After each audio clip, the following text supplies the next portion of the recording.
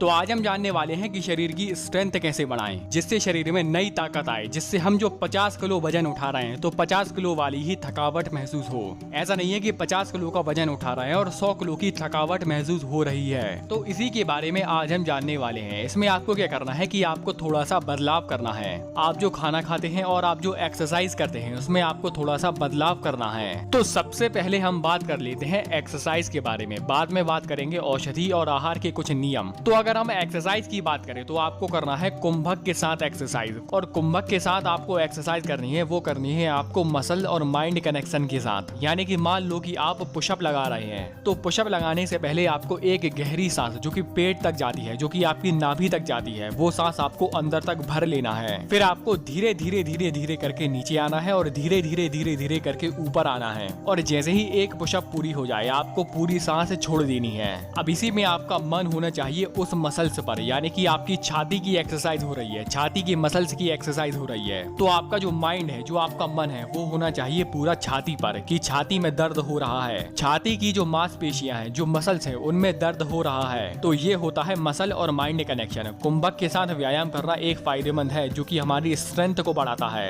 लेकिन वही इसी के साथ आप मसल और माइंड कनेक्शन के साथ आप एक्सरसाइज करते हैं तो वो और भी ज्यादा फायदेमंद होगा। इससे आपकी ध्यान लगाने की क्षमता बढ़ती है, आपकी फोकस करने की एबिलिटी बढ़ती है। अब इसी की तरह जैसे आप पैरों की एक्सरसाइज करते हैं, यानी कि घटक बैठक, मतलब धीरे धीरे धीरे धीरे करके नीचे आना, धीरे धीरे धीरे धीरे करके ऊपर आना। इसमें भी आपको एक गहरी सांस लेकर पूरी एक बैठक खत्म हो जाए तब आपको पूरी सांस छोड़ देनी है। और आपका पूरा ध्यान होना चाहिए आपकी जांघों पर, आपकी जांघों की मांसपेशियों पर। अब आगे बढ़ते हैं और जानते हैं कि आपको कौन कौन सी औषधि का सेवन करना है। इसमें सबसे अच्छी औषधि है अश्वगंधा। थोड़ी और औषधि की बात करें तो जैसे शिलाजीत, च्यवनप्राश, सफेद मूसली। आहार में सबसे अच्छा है दूध और घी। तो ये कुछ ऐसे आहार और औषधि हैं जो कि शरीर का बल बढ़ाते हैं, शरीर की स्ट्रेंथ बढ़ाते हैं। इसके साथ साथ आपको ये ध्यान रखना है कि आप जो भी आहार खाते हैं, जो भी आप पौष्टिक सबसे अच्छा आहार खाते हैं, उसको आपको खाना है लिमिट में, यानी कि आपकी जठर अग्नि के अनुसार, आपकी डाइजेशन पावर के अनुसार। क्योंकि जो हमारी जठर अग्नि है उस पर ही हमारे पूरे शरीर का बल निर्भर होता है। अगर ये जठर अग्नि सही से काम करती है तो ये जठर अग्नि आपके शरीर का बल बढ़ाती है, ताकत बढ़ाती है।